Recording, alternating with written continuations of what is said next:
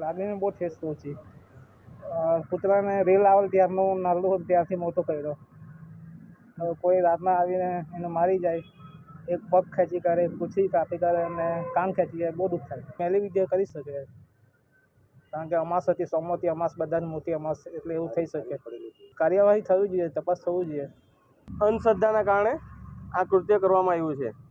અમે કૂતરાના કાન અહીંયા જોયા ને લીંબુ મરચાં, બરાબર, ને નારિયેળ ચાર, ટોટલી 2-3 વસ્તુ જોયું. અમે પંચાયતને જાણ કરી, પંચાયતે અમને લેટર પેડ પર લખીને પોલીસ સ્ટેશને પંચાયતે જાણ કરેલી છે. જીભ કાપી, કાન કાપી નાખેલા ને કંઈ મારી નાખેલું, કંઈ ચારેક લીંબુ હતા, નારિયેળ હતું.